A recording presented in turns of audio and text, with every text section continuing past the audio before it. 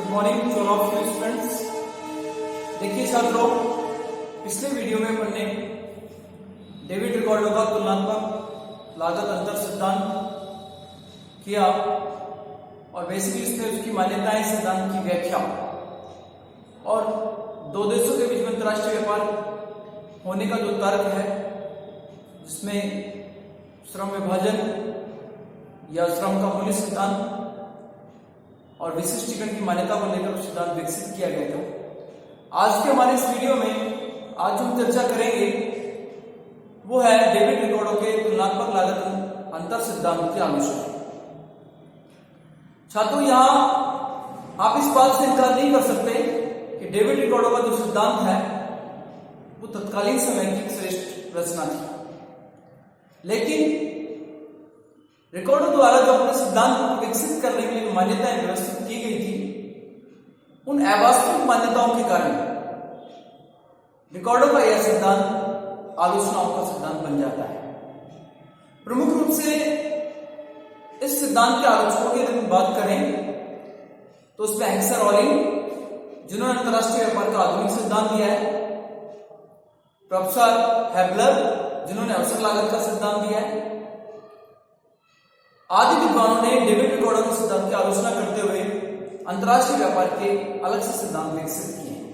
तो छात्रों, यहां हम डेविड रिकार्डो के सिद्धांत की एक एक आलोचना को बिंदुवार देखेंगे और समझने का प्रयास करेंगे कि किस विषय वस्तु के आधार पर या किस कमी के आधार पर यह सिद्धांत आलोचनाओं का सिद्धांत बना। तो इसमें जो इसकी पहली आलोचना रही वो रही श्रम का मूल्य सिद्धांत। श्रम का मूल्य सिद्धांत की जो मान्यता है वो अवास्तविक है। अवास्तविक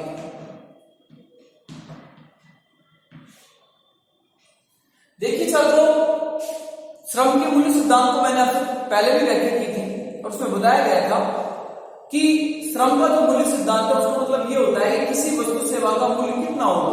तो डेविड रिकार्डो कहता है जिस वस्तु सेवा के उत्पादन में जितना अधिक श्रम लगेगा वो उसके मूल्य को निर्धारित करेगा। यदि ज्यादा श्रम लगेगा तो ज्यादा मूल्य होगा वस्तु सेवा का, और यदि कम श्रम लगेगा तो कम मूल्य होगा। लेकिन आलोचक ये कहते हैं कि क्या एक श्रम से ही वस्तु सेवा का मूल्य निर्धारित होता है? उसमें और भी बहुत सारे कारक होते हैं जो वस्तु सेवा के मूल्य को निर्धारित करते हैं। श्रम के साथ साथ उत्पादन के जो अन्य साधन है उनका जो योगदान उस वस्तु को उत्पादित करने में, उसकी डेविड रिकार्डो बात नहीं करता।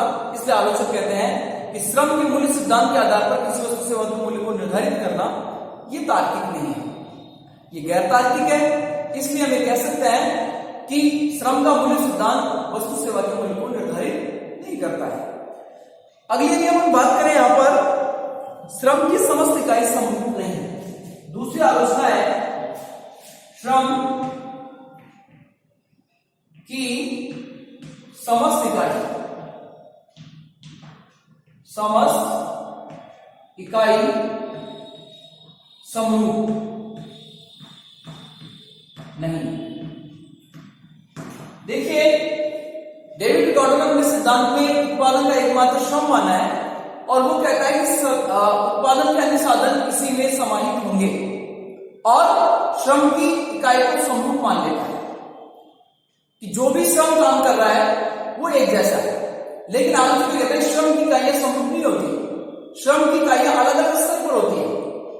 कुछ श्रम जो होता है वो कुशल श्रम होता है, कुछ श्रम जो होता है वो अर्धकुशल होता है, कुछ श्रम जो होता है अकुशल होता है।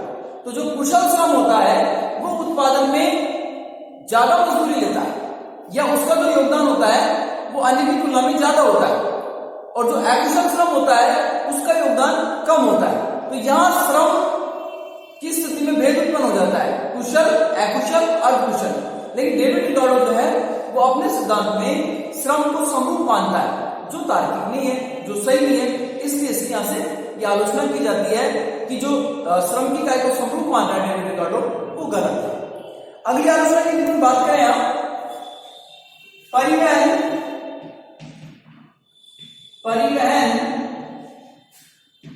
लागतों की उपेक्षा। डेविड रिकार्डो ने अपने सिद्धांत में ट्रांसपोर्टेशन कॉस्ट को शामिल नहीं किया। यदि डेविड रिकार्डो के अनुसार उसमें ट्रांसपोर्टेशन कॉस्ट को शामिल कर लिया जाए तो जो विशिष्टता के अंतर उत्पन्न होता है या लागतों के अंतर उत्पन्न होता है वो समाप्त हो जाएंगे। जैसे कोई वस्तु एक क्षेत्र में विशिष्टता के कारण कम लागत पर उत्पादित होती है और वो वस्तु वहां से दूसरे क्षेत्र में परिवहन के द्वारा भेजी जाएगी, उसमें परिवहन लागत को शामिल कर लिया जाएगा तो उसमें जो लागत का अंतर आया वो समाप्त हो जाएगा। लेकिन यह आलोचक कहते हैं कि आप परिवहन लागत की उपेक्षा नहीं कर सकते क्योंकि परिवहन लागत एक बहुत बड़ा खर्चा है।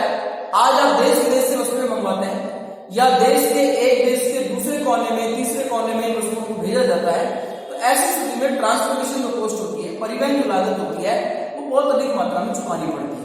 और उसको यदि आप उपेक्षा करके लगाते हैं या उसकी उपेक्षा कर रहे हैं, उसको शामिल नहीं करते हैं, तो ये सही बात नहीं है क्योंकि परिवहन लागत का एक बहुत बड़ा अंश बन चुका है वर्तमान परिप्रेक्ष्य में अपन देखें तो।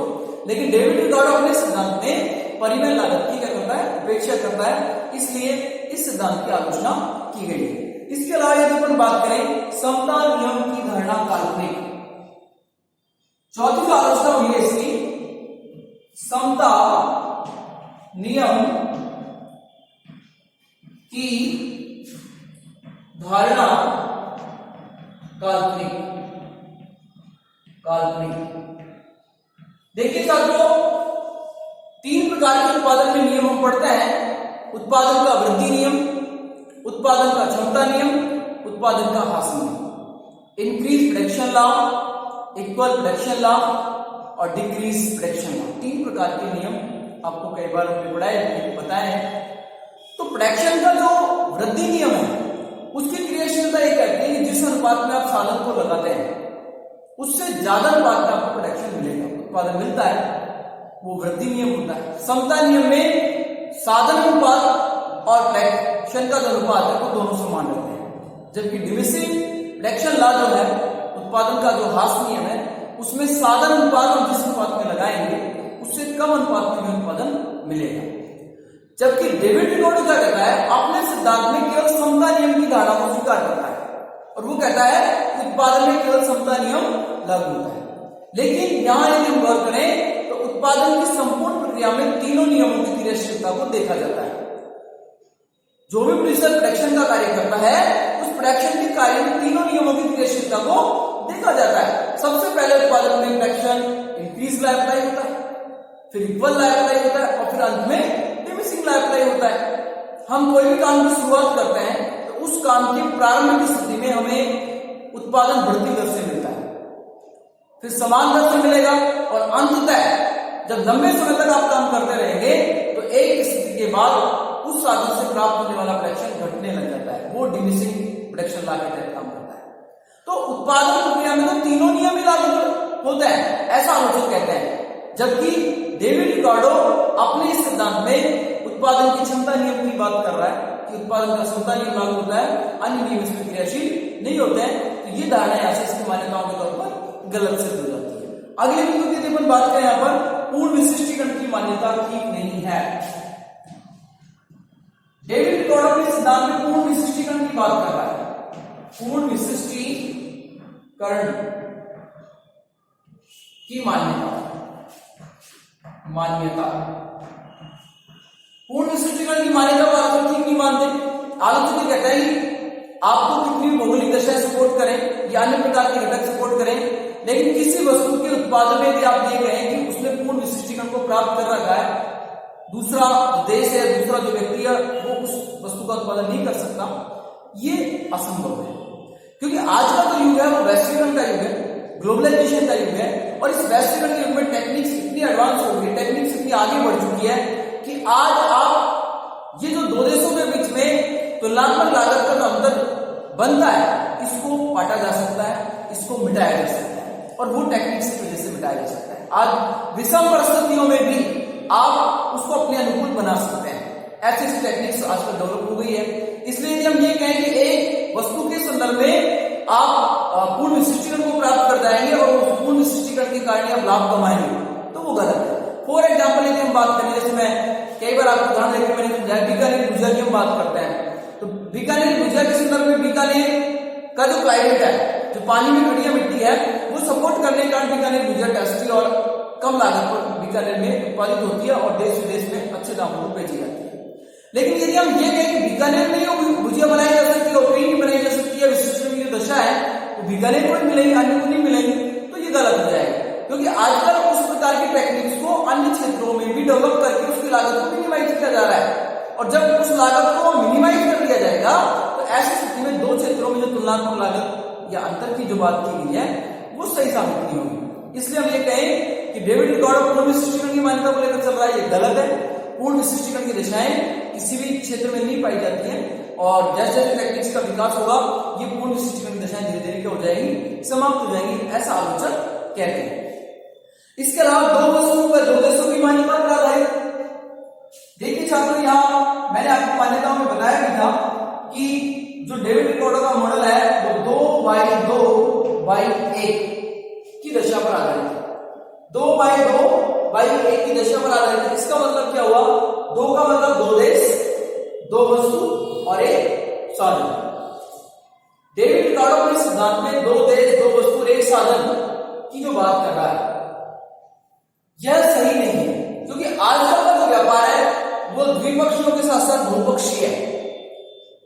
अंतरराष्ट्रीय व्यापार में 2 या 2 से अधिक देश एक साथ मिलकर काम करते हैं, अनेक देश एक साथ मिलकर काम करते हैं और केवल 2 ही वस्तुओं का व्यापार करते हैं। ऐसा यदि हम कहें ये भी गलत बात होगी, क्योंकि जैसे जैसे वैश्वीकरण की प्रक्रिया बढ़ती जा रही है, आपस में देश एक दूसरे के इंटरेक्ट इतने अधिक हो गए हैं, इतने अधिक समायोजित होते जा रहे हैं, जिसके कारण यदि 2 वस्तुओं के व्यापार की बात करें तो गलत हो जाएगी। आज हम एक साथ असंख्य वस्तुओं का व्यापार कर रहे हैं, अनेकों वस्तुओं का व्यापार कर रहे हैं, और उत्पादन का एकमात्र साधन श्रम, ये भी गलत है, क्योंकि उत्पादन साधनों के सामूहिक प्रयास से होता है, चाहे उसमें श्रम हो, भूमि हो, पूंजी हो, साहस हो, ये सारे साधन मिलकर उत्पादन क्रिया को संपन्न करते हैं। और डेविड रिकार्डो कहता है ये सारे साधन श्रम में ही समाहित हैं, उत्पादन का तो एकमात्र साधन है केवल श्रम।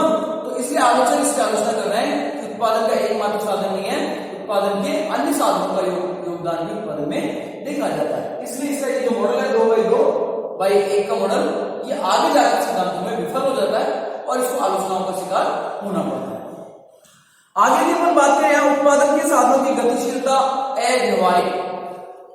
देखिए छात्रों, डेविड रिकार्डो ने अपने अंतरराष्ट्रीय व्यापार का जो तुलनात्मक लागत अंतर सिद्धांत है उसमें उत्पादन के साधनों को पूर्ण रूपेण अगतिशील माना है। वो कहता है कि एक देश के उत्पादन के साधन दूसरे देश में गतिशील नहीं हो सकते, दूसरे देश के उत्पादन के साधन हमारे देश दूसरा देश में गतिशील नहीं हो सकते, क्योंकि बहुत सारी बाधाएं हैं। वो बाधाएं क्या हैं? वो बाधाएं भौगोलिक बाधाएं हो सकती हैं, वो बाधाएं भाषा संबंधी हो सकती हैं, वो बाधाएं मुद्रा संबंधी हो सकती हैं, वो बाधाएं बाजार की दिशाओं संबंधित हो सकती हैं, वो बाधाएं सांस्कृतिक और सामाजिक हो सकती हैं। तो इस प्रकार की जो बाधाएं हैं वो उत्पादन के साधन को गतिशील होने से रोकती हैं, क्योंकि एक उत्पादन का साधन जो श्रम है वो जब एक स्थान को छोड़कर दूसरे स्थान पर जाता है तो इन सारी समस्याओं का सामना उसको करना पड़ता है। तो ऐसी स्थिति में उत्पादन का साधन डेविड रिकार्डो के अनुसार क्या है? पूर्ण रूपेण अगतिशील। जबकि आलोचक कहते हैं कि वर्तमान जो परिस्थितियां हैं, वर्तमान जो दशाएं बन रही हैं, उसमें यदि हम ये कहें कि उत्पादन के साधन अगतिशील है तो ये बात थोड़ी अजीबोगरीब लगती है। क्यों? क्योंकि आज इस प्रकार की दिशाएं बदल रही हैं कि भाषा संबंधी रुकावट नहीं हो सकती। आज भाषा वैश्विक हो चुकी है, आप किसी भी क्षेत्र में किसी भी देश की भाषा को आसानी से सीख सकते हैं, समझ सकते हैं, और जब पूर्णतः ट्रेन हो जाते हो तभी आप काम के लिए निकलते हो। आज आप सामाजिक सांस्कृतिक दशाओं की जो बात करते हैं तो आज हम वैश्वीकरण के युग में दूसरे देश के कल्चर को भी अपना रहे हैं, उस देश की सामाजिक दशाओं को अपना रहे हैं, इसलिए उस प्रकार की समस्याएं समाप्त हो जाएंगी। बाजार की दशाओं की जो समस्याएं, मुद्रा संबंधी जो समस्याएं, ये मात्र आंशिक समस्याएं हैं, इनका जो अंतर है वो डिग्री मात्रा का है। इसलिए इस प्रकार की बाधाएं नहीं हो सकती जो गतिशीलता की बात कर रहा है, इसलिए उत्पादन के साधन आंशिक तौर पर गतिशील होंगे, ऐसा आलोचक कहते हैं। और हम देख भी रहे हैं आज कितना ड्रेन हो रहा है, मस्तिष्क पलायन हो रहा है, एक देश का इंजीनियर, डॉक्टर, वैज्ञानिक एक देश से दूसरे देश में जॉब के लिए जा रहा है, दूसरे देश से प्राथमिक देश में जॉब के लिए आ रहा है, तो ये गति बढ़ रही है। इसलिए यदि हम ये कहें कि साधन अगतिशील है तो ये गलत है। आंशिक रूप से उत्पादन के साधन दो या दो से अधिक देशों के बीच में क्या होते हैं, गतिशील होते हैं। इसलिए इस प्रकार की मान्यताओं को यहाँ स्वीकार नहीं करेंगे। इसके अलावा यदि हम आगे की बात करें, अगली मान्यता पर यदि हम चर्चा करें तो स्थैतिक सिद्धांत। डेविड रिकार्डो ने अपनी कंसेप्ट को स्थैतिक बना दिया है। वर्तमान परिस्थिति में कोई भी स्थैतिक सिद्धांत एक समय बिंदु पर ही काम कर सकता है, समय बिंदु पर उसकी जो उपयोगिता है, उसकी प्रासंगिकता है उसको सिद्ध कर सकता है, जबकि सिद्धांत जो है वो गत्यात्मक होने चाहिए, लंबे समय के लिए उपयोगी हो, सभी परिस्थितियों में परिवर्तनशीलता उसमें होनी चाहिए। इसने अपनी मान्यताओं के अंदर उसको क्या कर दिया, एक निश्चित दायरे में बांध दिया, पॉइंट ऑफ टाइम लेकर उसको एक निश्चित दायरे में बांध दिया है। अब उससे बाहर निकलेंगे तो सिद्धांत को फिर डायनेमिक होना पड़ेगा। तो जो डेविड रिकार्डो का जो सिद्धांत है वो स्थैतिक सिद्धांत है।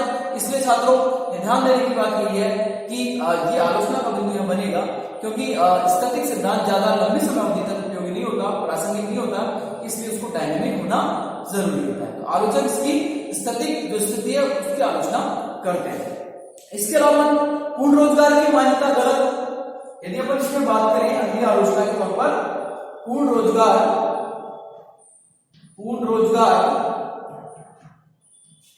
की मान्यता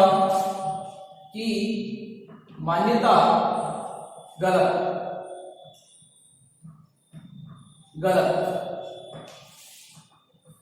पूर्ण रोजगार की मान्यता गलत। जितने भी क्लासिकल इकोनॉमिस्ट में प्रतिष्ठित अर्थशास्त्री हैं वो अपने सिद्धांतों में पूर्ण रोजगार की दिशा को लेकर चलते हैं और ये मानते हैं कि इकोनॉमी में जितना भी श्रम है उस सारे श्रम को रोजगार मिला हुआ है, कोई भी बेरोजगार नहीं है, अपूर्ण रोजगार की दिशा नहीं पाई जाती। लेकिन आधुनिक अर्थशास्त्री हैं वो इनकी इस बात की आलोचना करते हैं कि इकोनॉमी किसी भी स्थिति में पूर्ण रोजगार की दिशा में नहीं पाई जाती। अपूर्ण रोजगार की दिशा में इकोनॉमी होती है जिसमें आंशिक रूप से रोजगार होता है, आंशिक रूप से लोग बेरोजगार होते हैं। या यूं भी कह सकते हैं कि जो पूर्ण रोजगार है वो उसमें विशिष्ट दशा होगा और जो अपूर्ण रोजगार है वो उसमें सामान्य दशा होगा। जबकि इस मॉडल की यदि हम बात करते हैं तो जो अपूर्ण रोजगार है वो विशिष्ट दशा है और जो पूर्ण रोजगार है वो सामान्य दशा है। इसलिए डेविड रिकार्डो का सिद्धांत है पूर्ण रोजगार की जो बात कर रहा है कि सभी उत्पादन के साधनों को उस समय रोजगार मिलेगा या रोजगार पर होते हैं, उस काम को करते हैं, ये गलत बात है। क्योंकि प्रत्येक इकोनॉमी के स्वरूप में हम देखेंगे तो हर इकोनॉमी में रोजगार भी होता है और बेरोजगारी भी होती है। कुछ श्रम रोजगार पर होता है, कुछ श्रम बेरोजगार होता है और उससे इकोनॉमी के अंदर संतुलन बना रहता है। तो इस तरीके से अपन इसकी आलोचना यहाँ कर सकते हैं। अब इसके बाद कुछ और इसमें आलोचनाएं हैं वो अगले वीडियो में अपन चर्चा करेंगे। आज मैंने लगभग 9-10 बिंदुओं पर आपसे बात की है कि जो डेविड रिकार्डो ने जो मान्यता ली है वो सारी मान्यता ही अवास्तविक होने के कारण आलोचनाएं बन रही है। तो उन आलोचनाओं के कारण सिद्धांत आलोचनाओं का सिद्धांत बन जाता है और इन सारी बातों में सुधार करके आगे जाकर प्रोफेसर हेमलर का अवसर लागत सिद्धांत बनता है और प्रोफेसर हेक्सर और ऑहलिन दोनों का आधुनिक अंतरराष्ट्रीय व्यापार का सिद्धांत बनता है। तो छात्रों यहाँ से जो डेविड रिकार्डो का तुलनात्मक लागत दृष्टिकोण का जो सिद्धांत है ये एग्जाम के दृष्टिकोण से बहुत ही महत्वपूर्ण क्वेश्चन है। आप इसकी व्याख्या, इसका मीनिंग, इसकी मान्यता, इसकी आलोचना आप अच्छे तरीके से नोट्स बनाकर उसको तैयार कर लें। अगले वीडियो में हम इसकी कुछ बिंदु आलोचनाओं के ऊपर चर्चा करेंगे और साथ में फिर एक नए सिद्धांत के साथ आपसे अगले वीडियो में मिलेंगे। धन्यवाद।